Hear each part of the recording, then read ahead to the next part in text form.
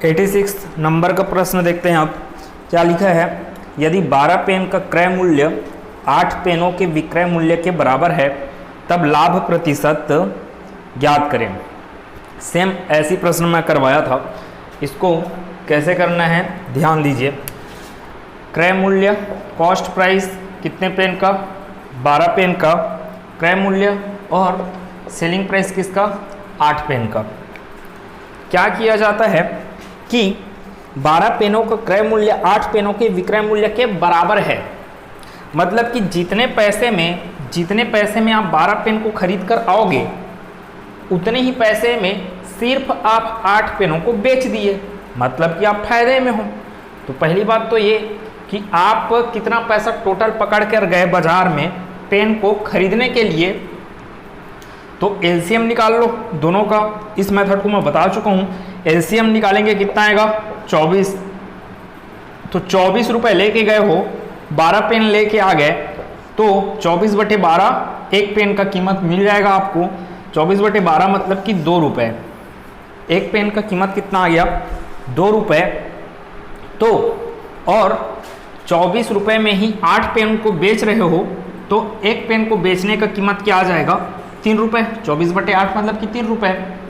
अब देखो 3 रुपये में एक पेन को बेच दिए, 2 रुपये में एक पेन खरीद के आए हो आप, फायदा कितने का हुआ है, 1 रुपये का फायदा हुआ, लाभ हुआ ना, 1 रुपये का लाभ हुआ। किस पर, तो 2 रुपये पर, क्योंकि आप खरीदे कितने में हो, 2 रुपये में, बेच कितने में दिए हो, 3 रुपये में। 1 रुपये का फायदा किस पर, 2 पे, इसलिए 1/2 प्रतिशत में निकालने बोला जा रहा है लाभ आपको। इसलिए कितना आ गया आपका लाभ, 50%। बहुत सरल प्रश्न था, सेम प्रश्न मैं करवाया था आपको पढ़ाते समय। देखिए अब अनुपात का क्वेश्चन दिख रहा होगा आप लोगों को कि A अनुपात B अनुपात C आपको क्या दिया, क्वेश्चन नंबर 87। A अनुपात B अनुपात C, A अनुपात B अनुपात C इक्वस टू दिया है 2:3:4। और आपको प्रश्न पूछा गया है A/B ratio B/C ratio C/A। तो कुछ नहीं करना है, आप मार रख दीजिए। अब आप कहाँ पे फंसे होंगे बहुत लोग, ये क्या हो जाएगा, 2/3 बराबर 3/4 बराबर 4/2, है ना। इसको काटिए मत, और मैं बोला था काटना मत आप, क्योंकि एलसीएम निकाल रहे हो तो आपको क्या होगा, लाभ होगा उससे। कि अब कैसे निकालना है, ऐसे भिन्नात्मक संख्याओं का अनुपात निकालना है। सॉरी, यहाँ पे इक्वल कर दिया, ये क्या है, अनुपात है। तो भिन्नात्मक संख्याओं का अनुपात निकालना है, तो आप क्या कर दीजिए, 3, 4, 2 का एलसीएम ढूंढिए और एलसीएम को क्या कर दीजिए, अनुपात में गुना कर दीजिए। अगर आप क्लास देखें मैं जो पढ़ाया तो आपको इस चीज़ पूरा समझ में आएगा कि क्या कर दीजिए, 12 का गुना कर दीजिए 3, 4, 2 का एलसीएम क्या आएगा, 12। तो मैं 12 का गुना करूँगा 2/3 के साथ, 12 गुना 2/3 अनुपात 12 गुना 3/4 अनुपात 12 गुना 4/2। सॉल्व कीजिए, 3 चौक 12, 4 दूनी 8 अनुपात 4 तिया 12, 3 तिया 9 अनुपात 2 छके 12, 6 चौक 24 आपको मिल गया अनुपात। यही अनुपात आपको पूछा गया था। ऑप्शन नंबर डी प्रश्न का सही उत्तर है। अब एक बेहतरीन प्रश्न में चलते हैं। आपको 88 नंबर का प्रश्न क्या दिया गया है, x + y, x + 1/y, x + 1/y equals to 1 दिया गया, और दिया गया आपको y + 1/z, y + 1/z equals to 1, और आपको पूछा गया है z + 1/x, z + 1/x equals to क्या होगा करके आपको पूछा गया है। तो प्रश्न के अनुसार अपने को क्या चीज़ समझ में आ रहा है कि z + 1/x का मान निकालने के लिए मेरे को पहले क्या चाहिए, z का मान, वैसे ही 1/x का मान चाहिए। दोनों को क्या कर देंगे, जोड़ देंगे। तो z का मान कहाँ से निकल सकता है, इस समीकरण से। 1/x का मान कहाँ से निकल सकता है, इससे। तो इससे निकालने अगर जाऊँ मैं इस समीकरण से, तो x इक्वस टू हो जाएगा 1/y, sorry 1 - 1/y, x equals to 1 - 1/y। इसको सॉल्व किया जाए तो ये आगे क्या बनेगा, x equals to Y minus 1 divided by Y. आपको x का वैल्यू थोड़ी चाहिए, आपको चाहिए 1/x का, इसलिए ये भाई साहब भी क्या कर लेगा, पलटी मार लेगा। अगर इसको 1/x निकाल रहे हो तो ये क्या बन जाएगा आपका y divided by Y minus 1। अब ये मिल गया मेरे को 1/x का वैल्यू। और चलते हैं, अब किसका वैल्यू निकालना है, अब z का वैल्यू निकालना है। तो इस इक्वेशन से आते हैं दूसरे वाले से, तो z का वैल्यू के लिए क्या हो जाएगा, 1/z equals to 1 minus Y. 1/z का वैल्यू थोड़ी चाहिए अपने को चाहिए z का वैल्यू। 1/z का ना चाह के अपने को क्या चाहिए, z का। तो इसको जब पलटी मरवाओगे तो ये भी पलटी मारेगा और 1/, के रूप में आ जाएगा। तो यहाँ पे क्या हो जाएगा, z equals to 1 divided by 1 minus Y. z का वैल्यू मिल गया, 1/x का वैल्यू मिल गया, वैल्यू पुट कीजिए। z का value 1 divided by 1 minus Y plus 1/x का value y divided by y minus 1। ध्यान दीजिए, ये 1 माइनस वाई है, ये क्या है, y माइनस 1। अब इसको भी 1 माइनस वाई अगर आप बनाओगे तो इसको पलटी करोगे, y माइनस 1 को 1 माइनस वाई करोगे तो माइनस कॉमन निकल जाएगा। तो ये किस रूप में बनेगा, 1 डिवाइडेड बाई 1 माइनस वाई, फिर y डिवाइडेड बाई, देखो y माइनस 1 को मैं क्या लिख रहा हूँ, 1 माइनस वाई। तो ये प्लस किस में चेंज हो जाएगा, फिर माइनस में। ठीक है, आखिर ये माइनस को अंदर ले जाओगे तो ये क्या बनेगा, -1 और ये बन जाएगा +y। तो +y -1 ही तो हुआ। तो आप y माइनस 1 को क्या लिख सकते हो, यहाँ पे माइनस लगाकर 1 माइनस वाई लिख सकते हो। अब आपको क्या करना है, दिख रहा है 1 माइनस वाई दोनों का एलसीएम क्या रहेगा आपके पास, 1 माइनस वाई ही रहेगा। ऊपर में क्या चल रहा है, 1 minus Y, 1 minus Y, 1 minus Y cancel out हो गए। आंसर है आपके पास 1, ऑप्शन नंबर बी प्रश्न का एकदम सही उत्तर है। 89 क्वेश्चन को ध्यान से पढ़ते हैं। क्या है, एक आयत का क्षेत्रफल 460 मीटर स्क्वायर है, यदि लंबाई चौड़ाई से कितना अधिक है, 15% अधिक है, तो आयत की चौड़ाई कितनी है। देखिए क्या क्या दिया गया प्रश्न में, 89 एक आयत का क्षेत्रफल दिया आपको 460 मीटर स्क्वायर। आयत है ना, तो लंबाई और चौड़ाई, लंबाई मतलब ये हो गया अगर L तो ये भी होगा L, ये B है तो ये भी B होगा। लंबाई L तो क्या हो जाते हैं, आमने सामने की भुजाएं क्या होती हैं, समान रहती हैं आयत में। तो क्या क्या दिया है प्रश्न में अपने को, यदि लंबाई जो है चौड़ाई से कितना अधिक है, 15% अधिक है। अगर लंबाई है 100 मीटर तो चौड़ाई कितना हो जाएगा, चौड़ाई क्या बोला गया है, चौड़ाई से कितना अधिक है, 15% अधिक है। अगर चौड़ाई कितना है, 100 मीटर है, तो लंबाई कितना हो जाएगा, 115 मीटर। ठीक है, यही तो होगा। तो मैं क्या कर लेता हूँ, डायरेक्ट किस में चलता हूँ, सिर्फ और सिर्फ वहाँ पे जो परसेंट दिया है उसी के आधार पे मैं इसको सॉल्व कर सकता हूँ। 15%, तो ये 15% मतलब कि ये कितना हो जाएगा आपका, ये 3 हुआ, 5 दिया 15 और ये 20। तो 20 यूनिट अगर क्या है, चौड़ाई है, तो 3 यूनिट का वृद्धि अगर करोगे, 3 यूनिट का वृद्धि ही दर्शा रहा है ये। 20 यूनिट चौड़ाई, तो 3 यूनिट का वृद्धि करके लंबाई कितना बन जाएगा, लंबाई बन जाएगा आपका 23 यूनिट।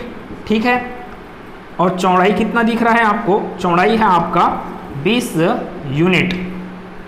अब देखो यूनिट बोल रहा हूँ ना मैं, यूनिट बोल रहा हूँ मतलब कि इन लोगों का अनुपात यही चलेगा कि लंबाई और चौड़ाई का अनुपात कितना होगा, 23:20।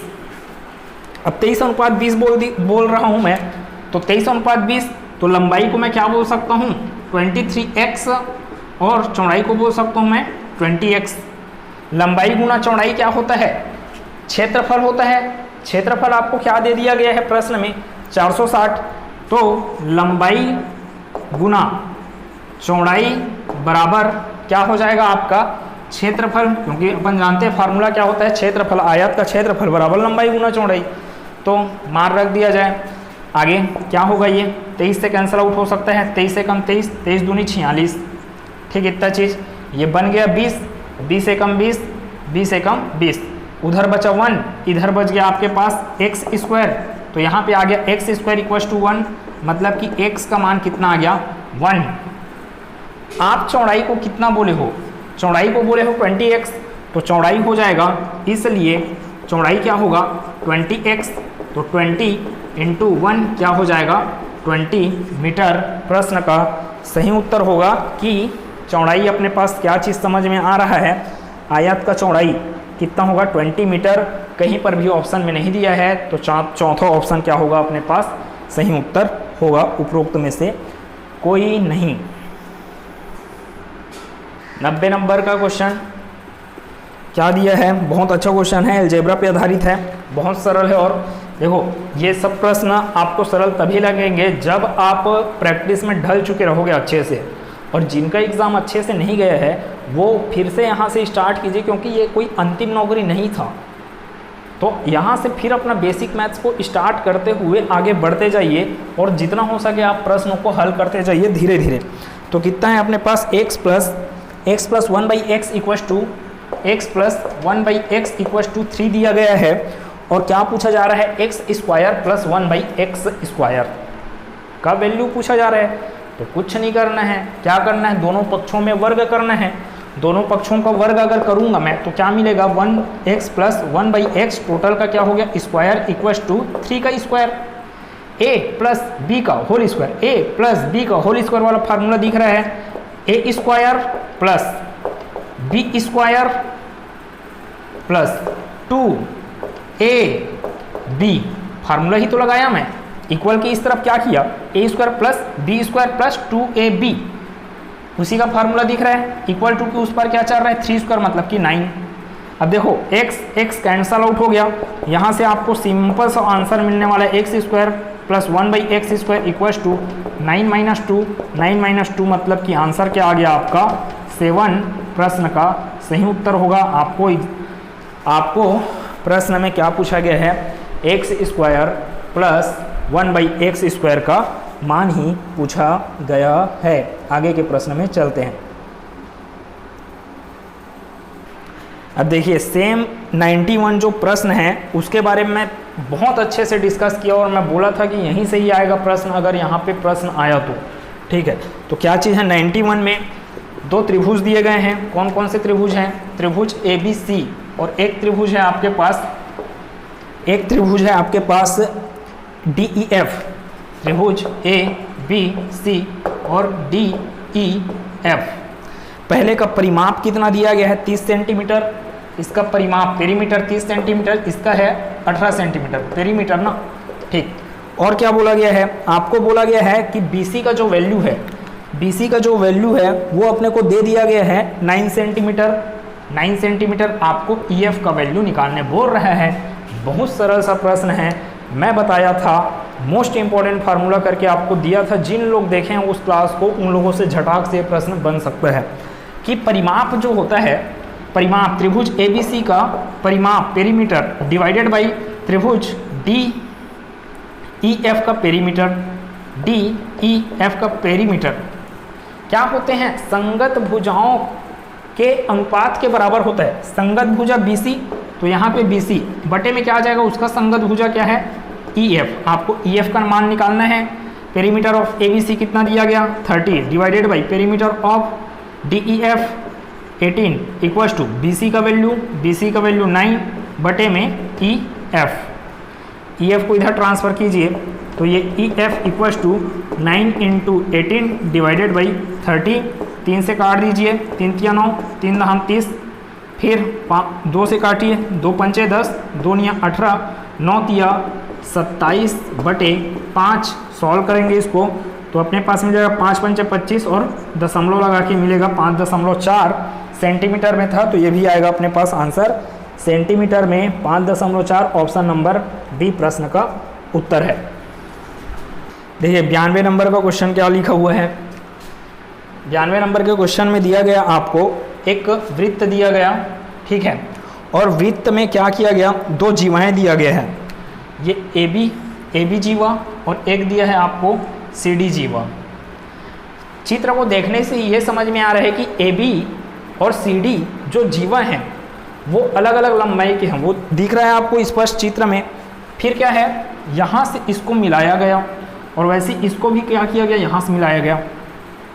लाइन सेगमेंट क्या है, एक है। लाइन सेगमेंट जब सेम रहता है, ध्यान दीजिएगा, ये कोण का प्रॉपर्टी, ये क्या एक रेखा है, उस पर मैं लाइन खींच रहा हूँ, तो ये एंगल किसके बराबर होगा, इसके, ठीक है। ये एंगल 1 को बोल लूँ और ये एंगल 2, तो एंगल 1 इक्वल्स टू क्या होता है, एंगल 2।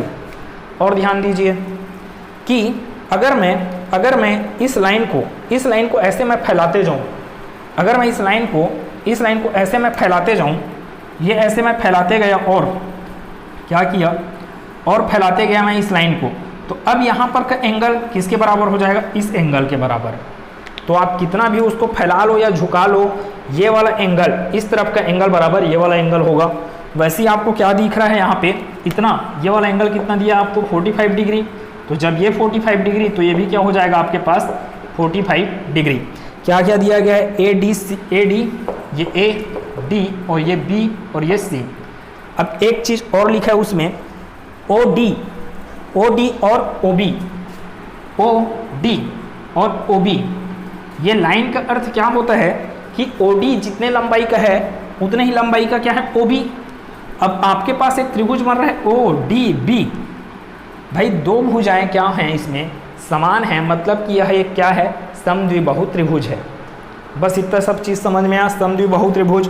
अब ऑप्शन में अगर जाएंगे हम लोग, तो समद्विबाहु त्रिभुज वाला क्या है, आपके पास C और D ऑप्शन है। तो सही आंसर क्या होना चाहिए, C और D। प्रश्न में यह क्या बोला गया है कि OAC और ODB कौन से प्रकार के त्रिभुज हैं, OAC और ODB किस प्रकार के त्रिभुज हैं। तो आपको समझ में आ गया कि ये कौन सा त्रिभुज है, ये वाला त्रिभुज क्या आ गया आपके पास, समद्विबाहु। जब ये 45 डिग्री है तो ये भी क्या होना चाहिए, 45 डिग्री। क्यों, ये तो 45 डिग्री हो, ये 45 डिग्री, तो ये 45 डिग्री। अब यहाँ का एंगल, ये वाला एंगल ODB एंगल OBD के बराबर होगा। क्यों होगा, क्योंकि दोनों भुजाएं क्या हैं, समान हैं। अब ये एक ही लाइन सेगमेंट है, तो जितना एंगल ODB का है उतना ही एंगल क्या होगा, OCA का। जितना एंगल इस एंगल के बराबर ये एंगल, ठीक है, और ये एंगल भी क्या है, बराबर हैं, तो सभी के सभी चारों एंगल क्या हो जाएंगे, एक दूसरे के बराबर होंगे। अब इस एंगल के बराबर ये एंगल और वैसे सेम ये दोनों एंगल हैं, तो ये दोनों एंगल के सेम होने के कारण क्या हो जाएगा, ये लंबाई और ये लंबाई, मतलब OC और OA लंबाई भी क्या हो जाएंगे, आपस में बराबर। मतलब कि इधर भी समद्विबाहु त्रिभुज मिलेगा और इधर भी क्या मिलेगा आपको, समद्विबाहु त्रिभुज। एंगल प्रॉपर्टी आपको दिख रहा है यहाँ पे, ठीक है। ASA बोल सकते हो, angle side angle property. Angle side angle property, side भी समान, साइड आपका क्या है, साइड आपका लंबाई में भले समान ना हो, लेकिन यहाँ पे एंगल क्या है, समान है। तो एंगल प्रॉपर्टी, ये वाला एंगल इसके बराबर, ये वाला एंगल इसके बराबर, ये वाला एंगल इसके बराबर।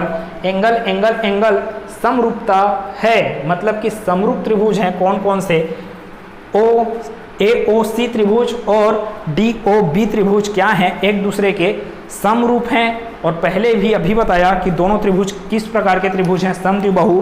तो ऑप्शन नंबर C प्रश्न का सही उत्तर होगा। समद्विबाहु त्रिभुज होने के साथ क्या क्या है, इन लोग समरूप भी हैं। 93 नंबर का क्वेश्चन बहुत सरल क्वेश्चन है। आपको पता है कि प्रश्न में जो दिया गया है उसमें आपको क्या पूछा गया है, x का मान पूछा गया है। और प्रश्न किस रूप में दिया है आपको, कुछ इस रूप में दिया है, जहाँ पे ये वाला एंगल AO, मान लो इसको क्या है, O है, तो ये हो गया A दिया है आपको AOD करके, इधर D, फिर क्या है BOC, ये BOC बोल सकते हैं। तो ये एंगल क्या है, 2x माइनस 5 है। यहाँ पर क्या है अपने पास x माइनस 3, ये x माइनस 3 एंगल है और ये क्या है x। तो आपको रैखिक कोण युग्म, रैखिक कोण प्रमेय पता है कि ये क्या कर रहा है, एक 180 डिग्री का कोण बना रहा है। आपको x का मान बताना है, तो 180 डिग्री किसके बराबर हो जाएगा, 2x minus 5 plus x minus 3 plus x। तो क्या होगा अपने पास, 2x minus 5 plus x minus 3 plus x equals to मिल जाएगा अपने को 180 डिग्री। यहाँ से सॉल्व कर लीजिए, 2x प्लस x कितना हो गया, 4x -5 -3 -8 इक्वल्स टू 180। यहाँ से सॉल्व करने जाएंगे 4x इक्वल्स टू हो जाएगा 188, पक्षांतर होगा तो फिर आपके पास x इक्वल्स टू क्या मिल जाएगा 188 डिवाइडेड बाई 4, 4 चौक 16, 4 सत्ते 28। x का मान कितना मिल जाएगा आपको 47 मिल जाएगा। आपको प्रश्न में क्या पूछा गया, x का मान पूछा गया, तो x का मान कितना मिलेगा अपने को 47। 94th क्वेश्चन, समांतर श्रेणी पे आधारित है ये क्वेश्चन। आपको याद रखना था इसके लिए, इसको सॉल्व करने के लिए आपको याद रखना था समांतर श्रेणी के पदों का योगफल क्या होता है, n पदों का योगफल। ठीक है, n पदों का योगफल याद रखना था। दो समांतर श्रेणी दिया गया है, जिसमें से पहला समांतर श्रेणी क्या है 3 7 11 15, फिर डैश डैश करके दिया तथा क्या दिया गया है अपने को 30 33 36 39, फिर डैश डैश करके दिया गया कि पहले n पदों का योग क्या है समान है। तो अपने को क्या मान निकालना है, n का मान निकालना है। देखो प्रश्न हम बोला क्या, उस चीज़ को समझते हैं। 3 7 फिर 11 15, फिर डैश डैश करके दिया गया आपको, फिर दिया एक श्रेणी दिया आपको 30 से स्टार्ट होने वाला 30 33, फिर 36 और 39, उसके बाद फिर डैश डैश करके दिया गया। अब ये कितने पदों तक है नहीं पता मेरे को, लेकिन बता दिया गया प्रश्न में कितने पदों तक है, n पदों तक। वैसे ही ये भी कितने पदों तक है, n पदों तक। तो इसका n पदों का योगफल किसके बराबर है बोला जा रहा है, इसके n पदों के योगफल के बराबर। मतलब कि पदों की संख्या क्या है, दोनों में बराबर है। पदों की संख्या क्या है, n है, और आपको n का ही मान निकालना है। तो इस पहले श्रेणी के लिए पदों की संख्या का मतलब पहले श्रेणी के लिए जो पदों की संख्या का योग आएगा, उसको आपको पदों का योगफल जो आएगा और इसका जो पदों का योगफल आएगा उसको क्या करना है, आपको बराबर करना है। क्योंकि प्रश्न में ऐसे बोला गया है कि इसके पदों का योगफल इसके पदों के योगफल के बराबर है। तो मैं जानता हूँ योगफल का फार्मूला होता है Sn equals to n/2 into 2a plus n-1 into D. ये 10वीं चल रहा है भाई, जितना भी सब चीज़ आप पढ़ रहे हो वो सब 10वीं की चीज़ें हैं, 9वीं 10वीं की। अब इसके लिए इसी Sn को मैं इसके लिए लगाऊंगा, इसी Sn को मैं इसके लिए लगाऊंगा। a क्या होता है प्रथम पद, d क्या होता है सार्वांतर। पदों की संख्या इसके लिए भी क्या है n, इसके लिए भी क्या है पदों की संख्या n। तो n/2 इसके लिए लगा रहा हूँ पहले श्रेणी के लिए, तो n/2 इंटू 2, a का वैल्यू क्या है यहाँ पे 3, 2 into 3 plus n-1 into D का वैल्यू क्या दिख रहा है, अंतर कितना है 4 का अंतर है ना सभी संख्याओं के बीच में। दूसरा पद माइनस पहला पद आपको क्या देता है सर्वांतर। तो d इक्वल्स टू क्या मिल गया 4। पहले श्रेणी के लिए n पदों का योगफल किसके बराबर होगा बोला, दूसरे श्रेणी के n पदों के योगफल के। तो बराबर क्या होगा n/2 इंटू 2 इंटू a का वैल्यू दिख रहा है 30, तो 2 into 30 plus n-1 into D का वैल्यू इसमें क्या समझ में आ रहा है 3 का गैप दिख रहा है आपको पदों के बीच में, तो डी का वैल्यू हो गया 3। आप इसको सॉल्व करने जाओगे तो इधर से n/2 कैंसल आउट हो गए, अपने पास आंसर इधर क्या बचेगा, सॉल्यूशन आगे करने से 2 तिया 6 प्लस 4n-4 है ना, मल्टीप्लाई कर दोगे इक्वल्स टू 2 का गुना 30 के साथ तो 60 प्लस 3n-3 सॉल्व किया जाए और तो 6 में 4 गया 2 प्लस 4n 60 - 3 कितना हो जाएगा 57 प्लस 3n को इस पर ले आओ भाई साहब को, तो 4n - 3n आपको देगा n, और ये 2 उस पर चले जाएगा तो क्या हो जाएगा 57 - 2 आपको क्या देगा 55 देगा। तो ये अपने प्रश्न का उत्तर है, ऑप्शन नंबर सी प्रश्न का उत्तर होगा। बहुत सरल प्रश्न, 95 नंबर का प्रश्न। 95th नंबर का जो क्वेश्चन दिख रहा है, सेम क्वेश्चन मैं बताया, सेम टू सेम क्वेश्चन, लेकिन डाटा सेम था है ना। यहाँ पर जो बोला गया है वर्डिंग वो बस अलग है, लेकिन डाटा सेम था। और इसके लिए मैं क्या बोला हूँ, फार्मूला 95, इसको बहुत सरल तरीके से बना सकते हो कि आपको क्या कर दिया गया है, अगर वृद्धि होने का कंडीशन दिया गया है, यहाँ पर क्या दिया गया 5% की वृद्धि। प्रश्न में क्या दिख रहा है, एक वृत्त की त्रिज्या में इतनी वृद्धि की जाती है कि इसकी परिधि क्या हो जाती है 5% बढ़ जाती है तो वृत्त का क्षेत्रफल कितना बढ़ जाएगा? बढ़ने का केस चल रहा है तो plus minus A plus minus B plus minus A into plus minus B divided by 100। Simple सा फार्मूला। ए और बी क्या है? देखो ए क्या है? त्रिज्या को बढ़ाना। त्रिज्या को बढ़ाने से भी क्या बन रहा है? क्या बढ़ रहा है? आपका परिधि बढ़ रहा है। अब त्रिज्या जैसे बढ़ रहा है परिधि भी बढ़ रहा है, तो दोनों कंडीशन क्या हो रहे हैं? बढ़ रहे हैं। कितना बढ़ रहे हैं? तो 5%। और बढ़ने के लिए क्या लिया जाता है? प्लस। तो ये होगा +5। बी का भी मान क्या आएगा? +5, क्योंकि दोनों बार क्या हो रहे हैं? बढ़ ही रहे हैं। प्लस आपके पास क्या आ जाएगा? +5 इंटू +5। यहाँ पे प्लस लिखने का जरूरत नहीं है, यहाँ पर प्लस लिखने की जरूरत नहीं है। डिवाइडेड बाई क्या आएगा? 100। 5 और 5 10 प्लस 5 पंचे 25, 25 चौं 100।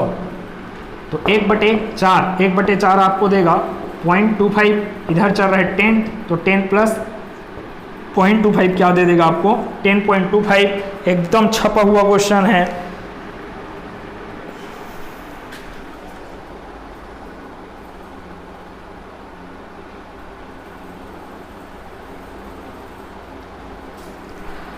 तो इतने तक सॉल्यूशन था। क्लास कैसा लगा? समझ में आया पूरा कि नहीं? पूरा 15 का क्वेश्चन मैं सॉल्व करवाया हूँ। अगर कुछ चीज़ छूट गया होगा मेरे से कोई क्वेश्चन तो उसको कमेंट सेक्शन में बता दीजिएगा। सहायक शिक्षक का भी जो प्रश्न आया हुआ है उसको अगले क्लास में, मेरे पास अभी पेपर नहीं है, अगले क्लास में उसको मैं कवर कर दूंगा। अच्छे से पढ़ते रहिए। जिन लोगों का पेपर ठीक से अगर नहीं गया है, मैथ्स वाला सेक्शन ठीक नहीं गया है, तो उसका सिर्फ कारण होता है आपका बेसिक मैथ्स का जो कमजोरी है। और बेसिक मैथ्स का कमजोरी प्लस माइनस करने नहीं आता। तिर्यक गुना करते हैं तो तिर्यक गुना में कभी भी आपका प्लस माइनस में परिवर्तित नहीं हो जाता, लेकिन पक्षांतर करते हैं तो प्लस माइनस में परिवर्तित होता है। ये सब छोटे छोटे नियम हैं गणित के, जिसको आप झेल कर 9th 10th में झेलने से ऊब चुके। इसलिए जल्दी जल्दी इधर कवर करने के चक्कर में लग तो रहा था पढ़ रहे हैं करके, लेकिन एग्ज़ाम हॉल में बिना टेस्ट दिए गए या फिर आपका बेसिक क्लियर नहीं है तो फिर वहाँ पे दिक्कत हुआ होगा। उम्मीद है समझ आ रहा होगा क्या क्या चीज़ मैं बोल रहा हूँ। अच्छे से प्रयास कीजिएगा और जिनका एग्ज़ाम अच्छे से नहीं गया उन लोग और अच्छे से पढ़ते रहिए। मिलते हैं अगले क्लास में सहायक शिक्षक के मैथ्स के प्रश्नों के साथ। खुश रहिए, मस्त रहिए, अच्छे से पढ़ते रहिए। धन्यवाद।